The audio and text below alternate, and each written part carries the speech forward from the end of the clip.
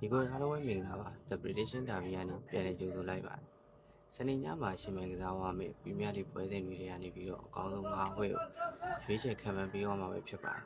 ။ပထမဆုံးပွဲအနေနဲ့နယူကာဆယ်နဲ့ချက်စီတို့ရဲ့ပွဲစဉ်လေးကိုအရင်ခံမှန်းပေးသွားပါမယ်။ဒီပွဲစဉ်မှာတော့ AI က1-1တည်ကြမယ်ဆိုပြီးတော့ခံမှန်းပေးရပါတယ်။မနက်ကင်းအစောစတဲ့ကြီးကြီးအရချက်စီကနေပြီးတော့ level 10ပြားရှုံးကိုပေါင်းကြီး3လုံးနဲ့30အစားပေါက်ထားပါတယ်ဗျ။ဒီပွဲစဉ်မှာတော့ကျွန်တော်က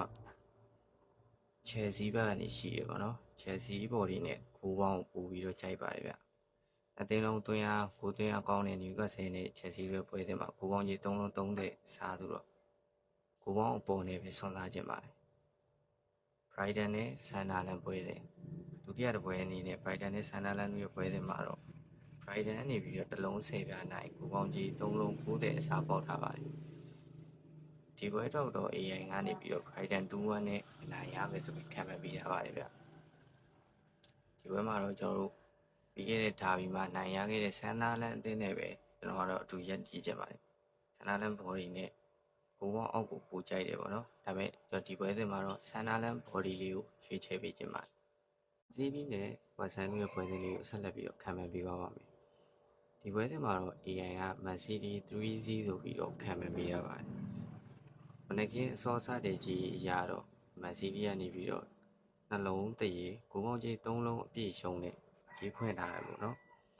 ဒီဘက်မှာကျွန်တော်ကတော့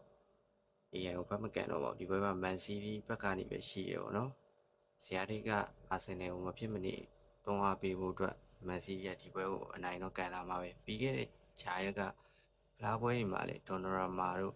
ဒီဟာလန်တို့အနာပေးထားတာဆိုတော့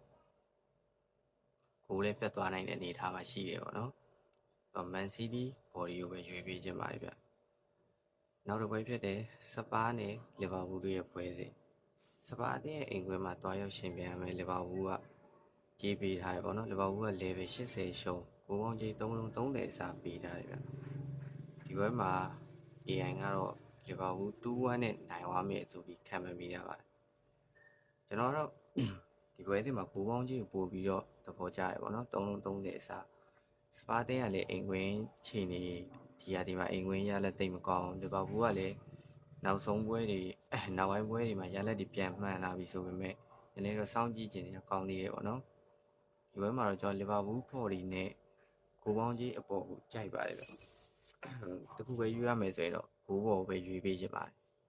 ပွဲအနေနဲ့ Everton အသင်းနဲ့ Arsenal အသင်းတို့ရဲ့ပွဲစဉ်တွေကိုခံမှန်းပြီးသွားပါမယ်ဗျဇယားထိတ်မှာဆက်လက်ပြီးတော့ဦးဆောင်ဖို့အတွက်အာဆင်နယ်ကလည်းဒီပွဲကိုမဖြစ်မနေနိုင်ကန်မှုလိုနေတာပဲဖြစ်ပါတယ်ဒီပွဲစဉ်မှာတော့အာဆင်နယ်အသင်းကနေတစ်လုံး10ပြားစားနှလုံးဂိုးပေါင်းကြီးနှလုံး60ရှုံးဆိုပြီးတော့ပေါက်လာတယ်ပေါ့နော်ဒီပွဲကိုတော့ AI ကနေပြီးတော့အာဆင်နယ်2-0နဲ့နိုင်သွားမယ်ဆိုပြီးတော့ခံမှန်းမိရပါတယ်ဒီပွဲမှာအာဆင်နယ်နိုင်ရအောင်ကန်သွားနိုင်မယ်လို့ပဲထင်ပါတယ်ဆိုတော့တလုံးသွင်းတာနဲ့10ပြားစားနေရပြီဆိုတော့အာဆင်နယ် body ကိုပဲရွေးပေးချင်ပါတယ်ခုလိုမျိုးဘောလုံးပွဲခံမှန်းချက်လေးတွေကိုကြည့်ရှုနိုင်ဖို့အတွက်ကျွန်တော်ရဲ့ page လေးကိုလည်း like and follow လေးလုပ်ပေးခဲ့ကြပါဦးဗျဒီကိုအားလုံးပဲ good luck ပါ